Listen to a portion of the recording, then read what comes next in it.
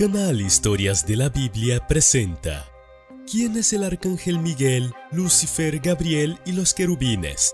Historias bíblicas explicadas. El libro de Hebreos describe una multitud de ángeles en el cielo que son demasiado numerosos para contarlos. Hebreos 12, versículo 22. Ustedes, por el contrario, se han acercado al monte de Sión, a la celestial Jerusalén, ciudad del Dios vivo, y a una incontable muchedumbre de ángeles. Otras traducciones de la Biblia utilizan términos como miríadas, millares para cuantificar esta enorme multitud de ángeles. Esta sorprendente imagen se amplía en el libro del Apocalipsis. Miré entonces, y alrededor del trono oí la voz de muchos ángeles, y de los seres vivientes y de los ancianos. Eran una multitud incontable, miríadas y miríadas de ellos. Apocalipsis 5, versículo 11. La Biblia clasifica a los ángeles de diversas maneras. Los querubines y serafines, por ejemplo, se describen como ángeles alados. Dios creó a los querubines, un grupo de seres celestiales. Son los primeros miembros de la jerarquía angélica que aparecen en la Biblia tras la caída en desgracia de Adán y Eva. El Génesis 3 describe lo que ocurrió en el jardín del Edén. Tras quebrantar el mandamiento de Dios de no comer del árbol de la ciencia del bien y del mal, Adán y Eva probablemente extendieron la mano y tomaron también del árbol de la vida, comieron y vivieron para siempre. Como resultado, se vieron obligados a abandonar su paraíso terrenal. Pero, ¿qué habría impedido a Adán volver al jardín y desobedecer a Dios una vez más? Este versículo contiene la respuesta. Génesis 3, versículo 24. Echó fuera al hombre y al oriente del huerto de Edén puso querubines y una espada encendida que giraba hacia todos los lados para resguardar el camino del árbol de la vida. No conocemos la reacción de Adán al presenciar esos gloriosos querubines por primera vez en la historia de la humanidad. Tal vez el asombro y el miedo sean las emociones que le vengan a la mente. Sorprendentemente, la siguiente aparición de los querubines en la Biblia implica la recuperación de lo perdido. Moisés. A Moisés se le dieron instrucciones específicas y detalladas sobre cómo hacer varios artículos que se utilizarían en el tabernáculo, el arca de la alianza y el propiciatorio, donde Dios prometió encontrarse y comunicarse con Moisés, fueron los primeros en detallarse. ¿Qué pretendía Dios colocar encima o sobre el propiciatorio? Eligió representaciones de querubines en oro. La forma en que Dios se lo describió a Moisés es la siguiente. Éxodo 25, versículos 10 al 23. Harán también un arca de madera de acacia, cuya longitud será de 2 codos y medio, su anchura de codo y medio y su altura de codo y medio. Y la cubrirás de oro puro por dentro y por fuera, y harás sobre ella una cornisa de oro alrededor. Fundirás para ella 4 anillos de oro, que pondrás en sus 4 esquinas, 2 anillos a un lado de ella y 2 anillos al otro lado. Harás unas varas de madera de acacia, las cuales cubrirás de oro, y meterás las varas por los anillos a los lados del arca, para llevar el arca con ellas. Las varas quedarán en los anillos del arca, no se quitarán de ella. Y pondrás en el arca el testimonio que yo te daré. Y harás un propiciatorio de oro fino, cuya longitud será de 2 codos y medio, y su anchura de codo y medio.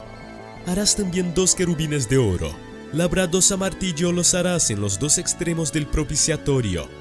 Harás pues un querubín en un extremo y un querubín en el otro extremo. De una pieza con el propiciatorio harás los querubines en sus 2 extremos. Y los querubines se extenderán por encima las alas, cubriendo con sus alas el propiciatorio. Sus rostros el uno enfrente del otro, mirando al propiciatorio los rostros de los querubines. Y pondrás el propiciatorio encima del arca, y en el arca pondrás el testimonio que yo te daré. Y de allí me declararé a ti, y hablaré contigo de sobre el propiciatorio de entre los 2 querubines que están sobre el arca del testimonio, todo lo que yo te mandaré para los hijos de Israel. Harás asimismo una mesa de madera de acacia. Su longitud será de 2 codos, y de 1 codo su anchura, y su altura de codo y medio. ¡Qué espectáculo tan increíble! Los querubines asociados a la presencia misma de Dios. De estas dos fuentes bíblicas se desprende que la principal responsabilidad de los querubines puede ser declarar la pecaminosidad del hombre y proteger la presencia de Dios de los hombres pecadores. Por mucho que Adán deseara volver al jardín del Edén, los querubines le recordaban que había quebrantado la ley de Dios. Al sumo sacerdote de Israel se le permitiría entrar en el lugar santísimo una vez al año para contemplar el propiciatorio. Estoy seguro de que en cada ocasión debió sentir: no pertenezco aquí a la santa presencia de Dios porque soy un pecador. Los querubines son seres reales y poderosos. Sin embargo, los querubines en la Biblia a menudo representaban cosas celestiales. En la tienda de Ezequiel, los querubines se representan no solo con alas y manos, sino también llenos de ojos y rodeados de ruedas dentro de ruedas. Ezequiel 10, versículos 8 al 14. Los querubines parecían tener debajo de sus alas algo semejante a una mano de hombre. Miré, y he aquí que había 4 ruedas junto a los querubines. Al lado de cada querubín había una rueda. El aspecto de las ruedas era como de piedra de crisólito. En cuanto a su aspecto, las 4 eran de una misma forma, como si una rueda estuviera dentro de otra rueda.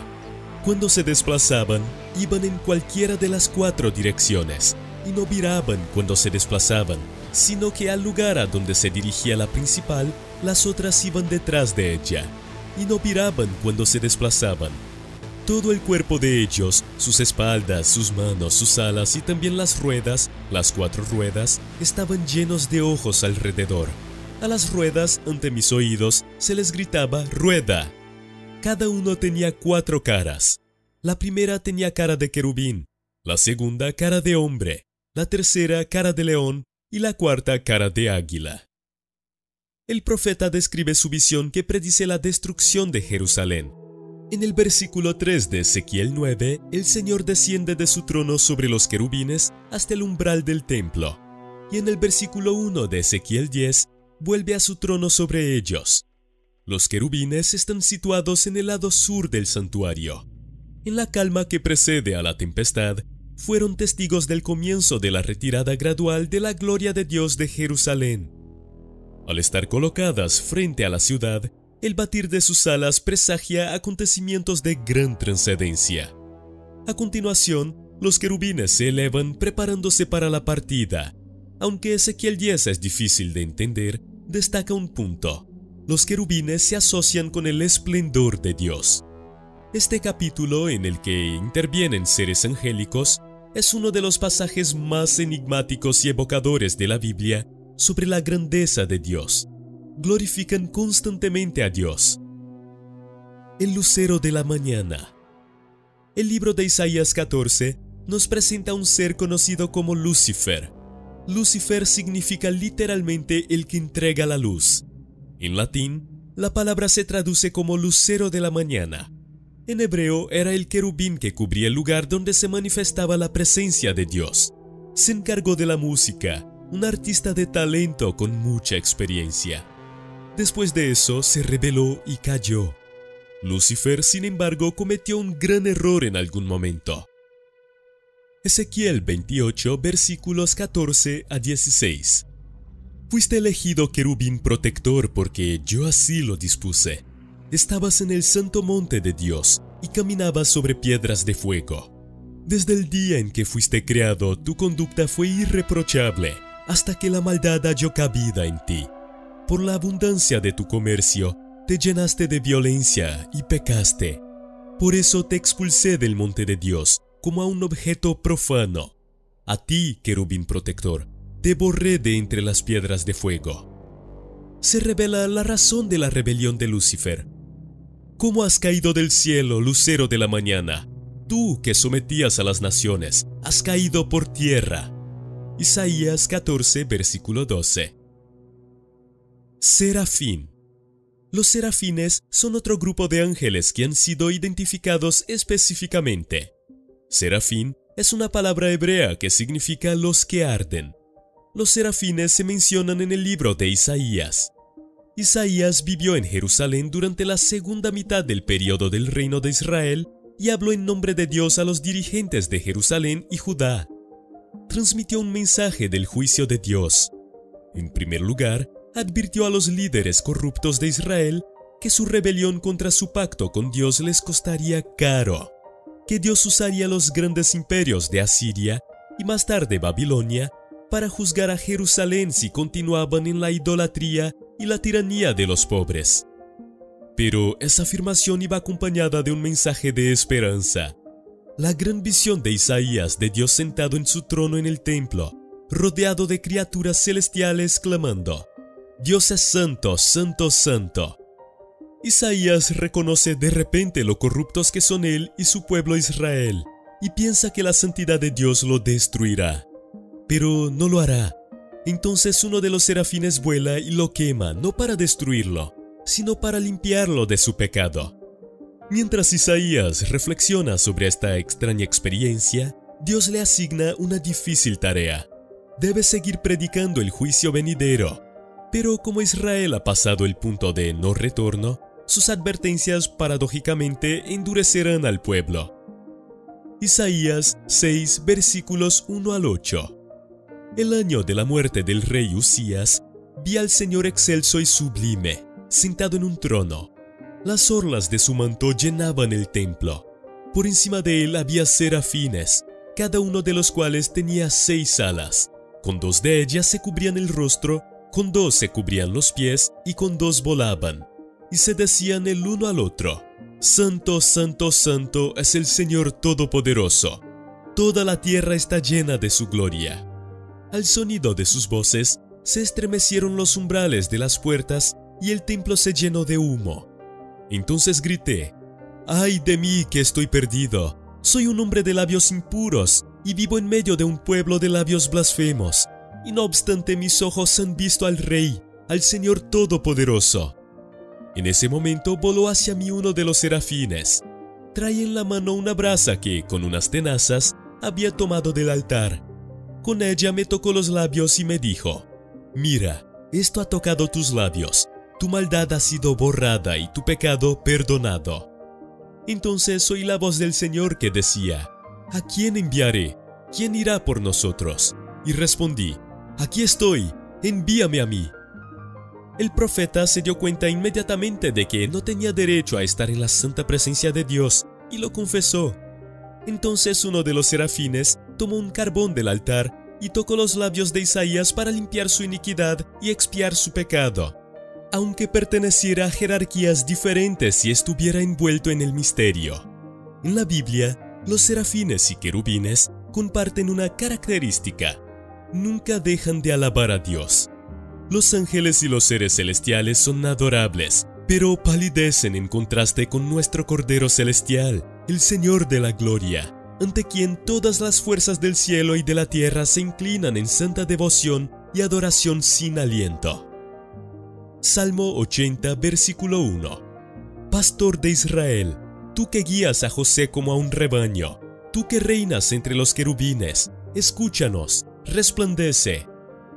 Salmos 99, versículo 1. El Señor es Rey, que tiemblen las naciones. Él tiene su trono entre querubines, que se estremezca la tierra. Podemos suponer que había varios serafines porque Isaías menciona a cada uno y uno llamaba al otro. El trabajo de los serafines en el cielo es cantar alabanzas al nombre y carácter de Dios. Los ángeles desempeñan diferentes tareas en la Biblia. Algunos ángeles son mensajeros de Dios. Otros ángeles son siervos de Dios. Los ángeles vigilantes se mencionan en el libro de Daniel 4, versículo 13. A menudo se describe a los ángeles como militares de los ejércitos celestiales. Jeremías 5, versículo 14. Por eso, así dice el Señor, el Dios Todopoderoso: por cuanto el pueblo ha hablado así, mis palabras serán como fuego en tu boca, y este pueblo como un montón de leña. Ese fuego los consumirá. Otras veces los ángeles son llamados hijos de los poderosos. Salmo 89, versículo 6, o hijos de Dios. Job 2, versículo 1. Solo 3 ángeles son identificados por su nombre en la Biblia: Gabriel, Daniel 8, versículo 16, el arcángel Miguel, Daniel 10, versículo 13, y Lucifer, el ángel caído, Isaías 14, versículo 12. Gabriel. Gabriel es uno de los ángeles bíblicos más conocidos. En hebreo, Gabriel significa hombre de Dios, héroe el poderoso, o Dios es grande.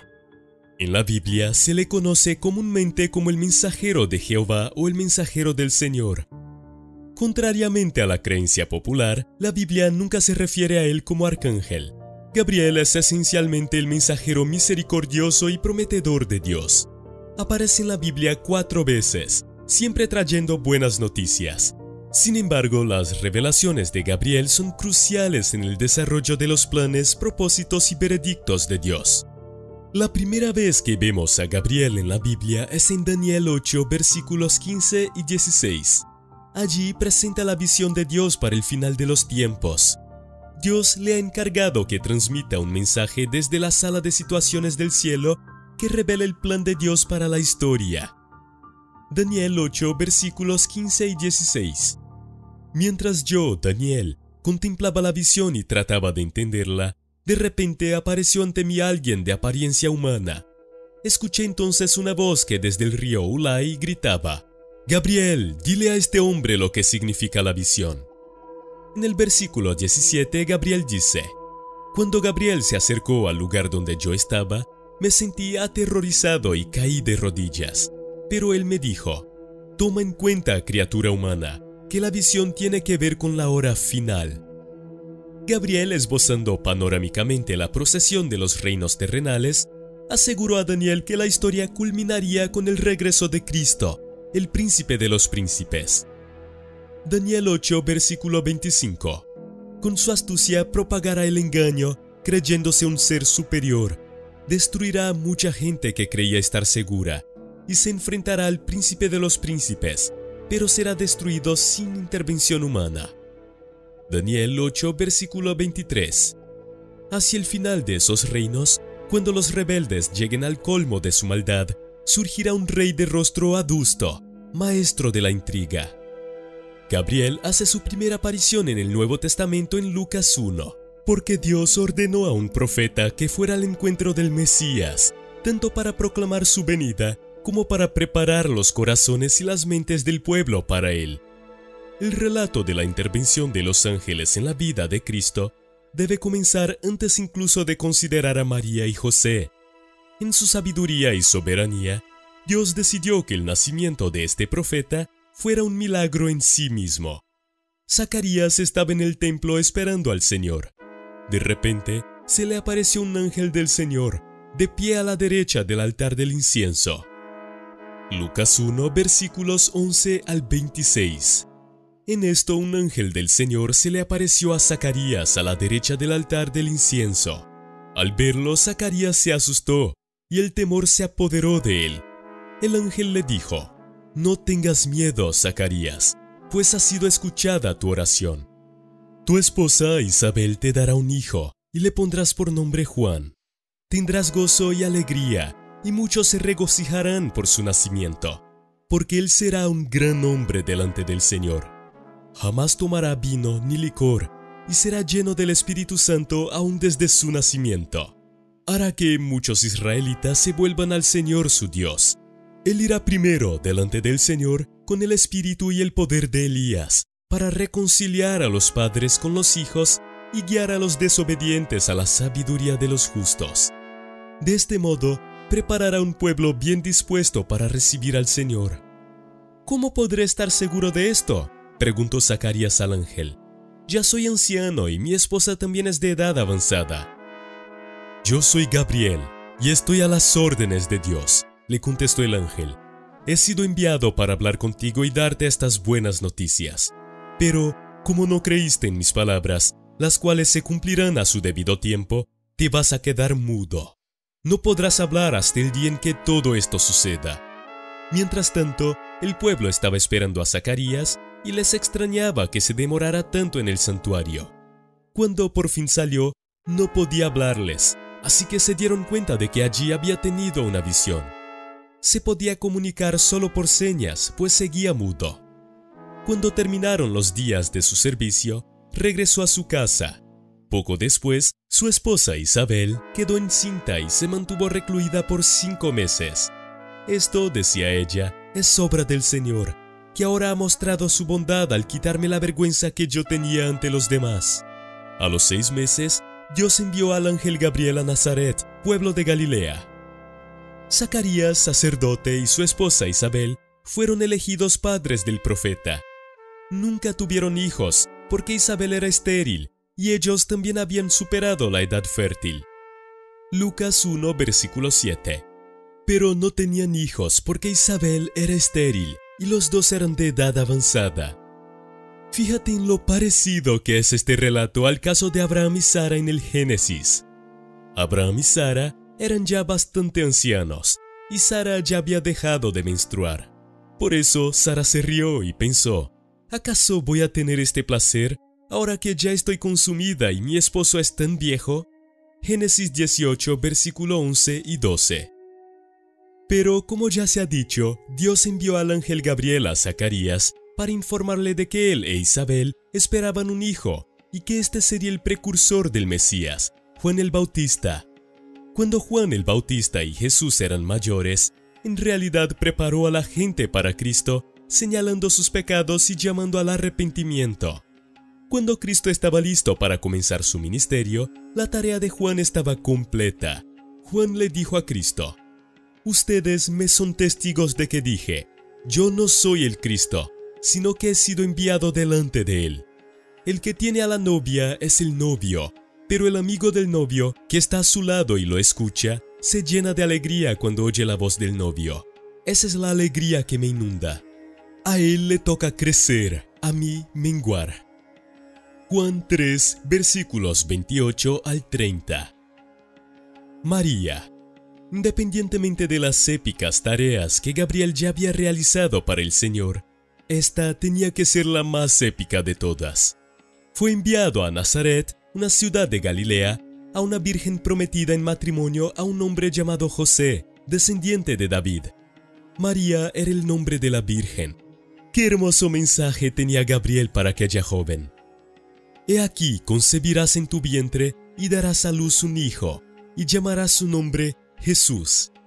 Este será grande, y será llamado Hijo del Altísimo, y el Señor Dios le dará el trono de su padre David. Lucas 1, versículos 31 al 32. Dios concedió a este ángel en particular un gran honor y responsabilidad, porque el nacimiento de Cristo sería un acontecimiento único. Una nueva vida generada fuera del proceso humano normal en una virgen, sin la participación angélica de un hombre en su vida, comenzó mucho antes de que él naciera. Ciertamente, la mujer que daría luz al niño Jesús necesitaba ser informada de antemano. Necesitaba estar preparada para un acontecimiento que sería imposible sin la ayuda de Dios. Además, aunque el suceso fuera obra del Espíritu Santo, la joven sería objeto de burlas y malos tratos por parte de los miembros de su familia y su comunidad, que no creían en la naturaleza milagrosa de la concepción.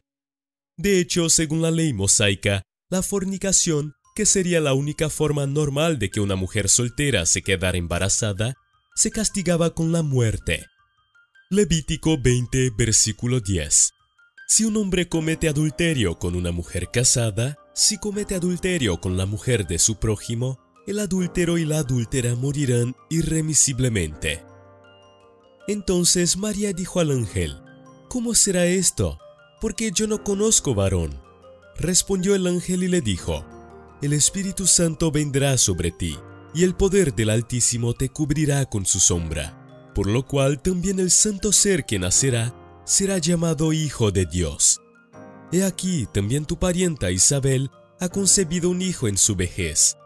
Este es el 6º mes para ella, que era llamada estéril, porque ninguna cosa será imposible para Dios. Entonces María dijo, he aquí la sierva del Señor, hágase conmigo conforme a tu palabra. Y el ángel se fue de ella. Lucas 1, versículos 34 a 38. María estaba comprensiblemente perpleja cuando Gabriel le dio la noticia. Gabriel, en cambio, explicó que sería el poder del propio Dios el que lo traería. Fíjate en la reacción de María ante la noticia que dijo, hágase conmigo conforme a tu palabra. Lucas 1, versículo 38. Cuando se descubrió que María estaba embarazada del niño Jesús, José, su prometido esposo, quiso esconderla para protegerla de la humillación pública. Ciertamente María le había hablado de su embarazo, pero estaba claro que a él le costaba aceptarlo. Así que un ángel fue enviado para asegurar a José el milagroso embarazo divino de María y animarle a aceptarla como esposa. José se sometió, dando un ejemplo más de obediencia bondadosa a Dios. El nacimiento de Jesucristo fue así. Su madre María estaba desposada con José, y antes de que se unieran, se halló que ella había concebido del Espíritu Santo. José, su marido, como era justo y no quería difamarla, se propuso dejarla secretamente.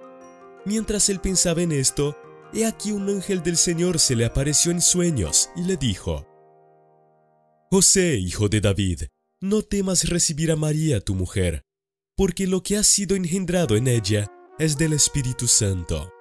Ella dará a luz un hijo, y llamará su nombre Jesús, porque él salvará a su pueblo de sus pecados. Todo esto aconteció para que se cumpliera lo que habló el Señor por medio del profeta, diciendo: He aquí, la Virgen concebirá y dará a luz un hijo, y llamarán su nombre Emmanuel, que traducido quiere decir Dios con nosotros. Mateo 1, versículos 18 al 23. Reinará sobre la casa de Jacob para siempre, y de su reino no habrá fin. Lucas 1, versículo 33. Esta declaración divina de Gabriel será la carta magna de la encarnación en la piedra angular del mundo venidero. A lo largo de todos los tiempos, Dios se hizo carne para redimirnos. Arcángel Miguel. Miguel es probablemente el ser angélico más conocido de la Biblia junto con Gabriel. Ya sabemos que Miguel es un arcángel, pero ¿qué implica eso? ¿Qué ha hecho? ¿Cuáles son sus responsabilidades? ¿Y cómo encaja en el ejército celestial de Dios? El profeta Daniel nos presenta a Miguel. Daniel llevaba 3 semanas ayunando y rezando cuando el ángel se le apareció el primer día. Sin embargo, el ángel se vio frustrado por una figura conocida como el príncipe del reino de Persia, que se interpuso en su camino durante 21 días. Durante todo ese tiempo, Daniel ayunó y rezó. Se trataba claramente de un poderoso demonio enviado a Persia para representar el reino del diablo y oponerse a Dios. En el 3er año de Ciro, rey de Persia, fue revelada la palabra a Daniel, cuyo nombre era Beltesazar. La palabra era verídica y el conflicto grande. Comprendió la palabra y tuvo entendimiento de la visión. En aquellos días yo, Daniel, estaba de duelo durante 3 semanas. No comí manjares delicados, ni carne, ni vino entraron en mi boca, ni me ungí con aceite, hasta que se cumplieron 3 semanas. En el día 24 del mes primero, estaba yo a la orilla del gran río Tigris. Entonces alcé mis ojos y miré, y he aquí un hombre vestido de lino, cuyos lomos estaban ceñidos con oro de Ufaz. Su cuerpo era como crisólito, y su rostro como el aspecto del relámpago. Sus ojos eran como antorchas de fuego, y sus brazos y piernas como bronce bruñido, y el sonido de sus palabras como el estruendo de una multitud. Solo yo, Daniel, vi la visión, y no la vieron los hombres que estaban conmigo. Sin embargo, cayó sobre ellos gran temor y huyeron para esconderse. Yo, pues, quedé solo y vi esta gran visión. No quedaron fuerzas en mí, más bien mi vigor se convirtió en debilidad y no retuve mi fuerza. Luego oí el sonido de sus palabras, y al oír el sonido de sus palabras, caí adormecido sobre mi rostro, con mi rostro en tierra. Entonces, he aquí una mano me tocó, e hizo que temblando me pusiera sobre mis rodillas y sobre las palmas de mis manos. Y me dijo: Daniel, hombre muy amado, presta atención a las palabras que te hablaré. Ponte de pie, porque a ti he sido enviado ahora. Mientras hablaba conmigo, me puse de pie temblando, y me dijo: Daniel, no temas, porque tus palabras han sido oídas desde el primer día que dedicaste tu corazón a entender y a humillarte en presencia de tu Dios. Yo he venido a causa de tus palabras. El príncipe del reino de Persia se me opuso durante 21 días, pero he aquí que Miguel, uno de los principales príncipes, vino para ayudarme. y quedé allí con los reyes de Persia. He venido, pues, para hacerte entender lo que ha de acontecer a tu pueblo en los últimos días, porque la visión es aún para días. Mientras hablaba conmigo tales palabras, puse mi rostro en tierra y enmudecí. Pero he aquí que alguien semejante a un hijo del hombre tocó mis labios. Entonces abrí mi boca y hablé. Dije a aquel que estaba delante de mí: Señor mío, junto con la visión me han sobrevenido dolores y no me han quedado fuerzas. ¿Cómo pues podrá el siervo de mi Señor hablar con mi Señor? Porque desde ahora me faltan las fuerzas y no me ha quedado aliento. Entonces aquel que era semejante a un hombre me tocó otra vez y me fortaleció. Y me dijo: Hombre muy amado, no temas, la paz sea contigo. Esfuérzate y sé valiente. Mientras hablaba conmigo recobré el vigor y dije: Hable mi Señor, porque me has fortalecido. Y dijo: ¿Sabes por qué he venido a ti? Pues ahora tengo que volver para combatir con el príncipe de Persia. Y cuando yo haya concluido, he aquí que viene el príncipe de Grecia. Daniel 10, versículos 1 al 20. En Daniel 10, el profeta ayuna, humillándose ante Dios y orando por una visión del futuro judío. Al cabo de 21 días, se le aparece un ángel y le explica el retraso. El príncipe de Persia se le opuso todo el tiempo, y Miguel no pudo continuar su viaje hacia Daniel hasta que relevó al ángel. El ángel se queda con Daniel el tiempo suficiente para predecir acontecimientos futuros para los judíos. Pero luego debe regresar para luchar contra el príncipe de Persia, y el príncipe de Grecia pronto se unirá a la lucha también. Frente a estas fuerzas, solo Miguel está al lado de este ángel. Dado que vemos a Miguel en algún tipo de lucha espiritual cada vez que lo vemos, puede ser apropiado darle el título de general. Miguel es el único al que la Biblia llama arcángel. El título de Miguel se revela en Judas 9. La palabra griega arcángelos significa ángel principal o mensajero principal. Aunque en la Biblia no se utiliza el término arcángel para describirlo, otro ángel se refiere a él como uno de los principales príncipes. Judas 1, versículo 9. Pero ni aun el arcángel Miguel, cuando contendía disputando con el diablo sobre el cuerpo de Moisés, se atrevió a pronunciar un juicio de maldición contra él, sino que dijo: «El Señor te reprenda». Se hace referencia a Miguel como uno de los principales príncipes. Sin embargo, si existen otros arcángeles, sus identidades no se revelan en la Biblia. Miguel monta guardia sobre Israel. En la visión final de Daniel, un ángel describe cómo se desarrollaron los últimos días de los judíos. En ese momento aparecerá Miguel, el gran príncipe que guarda a los hijos de su pueblo. Daniel 12, versículo 1. En aquel tiempo se levantará Miguel, el gran príncipe que está del lado de los hijos de tu pueblo. Será tiempo de angustia, como nunca fue desde que existen las naciones hasta entonces. Pero en aquel tiempo tu pueblo será librado, todos aquellos que se encuentren inscritos en el libro. El ángel también se refiere a Miguel como el príncipe de Daniel. Daniel 10, versículo 21. Pero te voy a declarar lo que está registrado en el libro de la verdad. Ninguno hay que me apoye contra estos, sino solo Miguel, el príncipe de ustedes.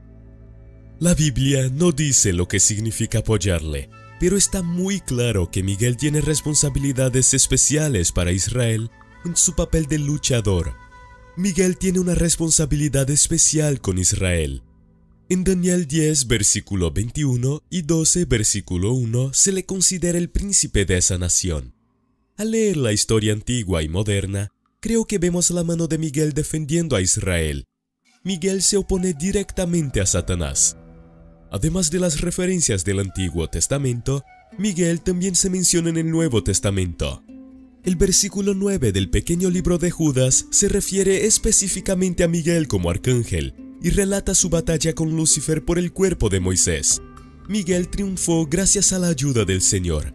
Según Judas, Miguel no tuvo la audacia de pronunciar una sentencia injuriosa. La palabra griega para injuriar se traduce a menudo como blasfemar o calumniar al diablo. Lo que dice es lo suficientemente interesante como para merecer su propia demanda. Miguel solo dice 4 palabras en la Biblia. En otras palabras, tres palabras griegas que a menudo se traducen en cuatro palabras españolas.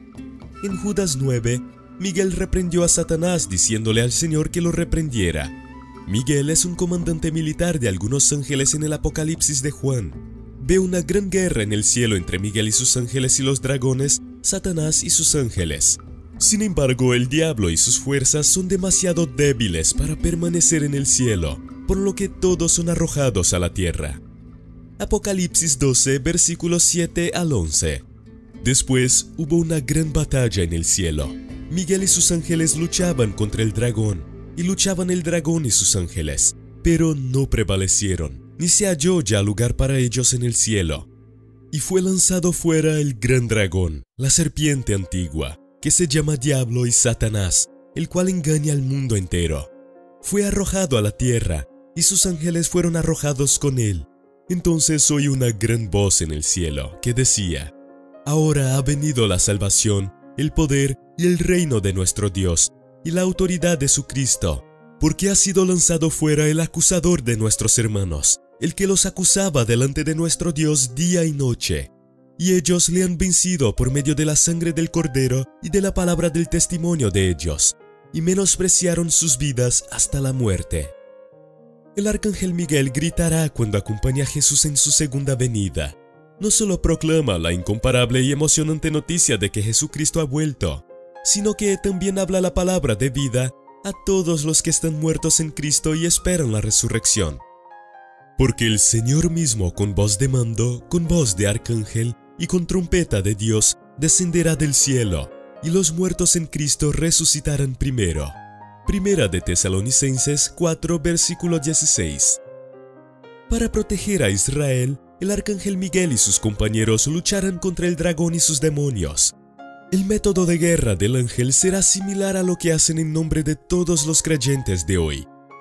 Hebreos 1, versículo 14. ¿No son todos los ángeles espíritus dedicados al servicio divino, enviados para ayudar a los que han de heredar la salvación? ¿No son todos los ángeles espíritus enviados por Dios para servir, acompañar, proteger a los que heredarán la salvación? Claro que sí. Así como Miguel luchó en nombre de Daniel contra los demonios en la era del Antiguo Testamento, los ángeles luchan por los creyentes todos los días y lucharán por Israel en la tribulación venidera. Daniel 10, versículo 13. Durante 21 días el príncipe de Persia se me opuso, así que acudió en mi ayuda Miguel, uno de los príncipes de primer rango, y me quedé allí con los reyes de Persia. A pesar de la teoría del diablo, él y sus demonios no triunfarán. De hecho, ya no tienen lugar en el cielo. Al final no frustrarán el plan de Dios para Israel ni el regreso de su Hijo. Sin embargo, los seres angelicales se mencionan al menos 273 veces en 34 libros de la Biblia. Aunque no sabemos exactamente cuántos ángeles hay, sabemos por las Escrituras que hay un número extremadamente grande de ángeles. Algunos pasajes de las Escrituras describen a los ángeles como estrellas. Creció hasta alcanzar al ejército de los cielos, derribó algunas estrellas y las pisoteó. Daniel 8, versículo 10. Jueces 5, versículo 20. Desde los cielos lucharon las estrellas, desde sus órbitas lucharon contra Císara. La idea de las estrellas puede darnos la mejor pista sobre cuántos ángeles hay. Si los ángeles son como las estrellas del cielo, hay demasiados para contarlos. Moisés dice en Deuteronomio 33, versículo 2, dijo: Jehová vino de Sinaí, y de Seir les esclareció. Resplandeció desde el monte de Parán, y vino de entre 10 millares de santos, con la ley de fuego a su mano derecha. Deuteronomio 33, versículo 2. Salmo 68, versículo 17 dice que los carros de Dios se cuentan por veintenas de millares. El Señor viene del Sinaí a su santuario. Es evidente que el escritor tiene problemas incluso para calcular el número de ángeles que existen. Pero por maravillosos que sean los seres angélicos y celestiales, palidecen en comparación con nuestro Cordero Celestial, el Señor de la Gloria, ante quien todos los poderes del cielo y de la tierra se inclinan en santa adoración y sin aliento. Oh pastor de Israel, escucha, tú que pastoreas como a ovejas a José, que estás entre querubines, resplandece. Salmo 80, versículo 1. Jehová reina, temblarán los pueblos. Él está sentado sobre los querubines, se conmoverá la tierra. Salmo 99, versículo 1. La gloria de Dios no será negada, y todo ser celestial ha dado testimonio silencioso o vocal del esplendor de Dios. En el tabernáculo, en el desierto, los diseños que representaban a los querubines guardianes formaban parte del propiciatorio y eran de oro. Harás también 2 querubines de oro, labrados a martillo los harás en los 2 extremos del propiciatorio. Éxodo 25, versículo 18. Dios siempre protegerá a su pueblo.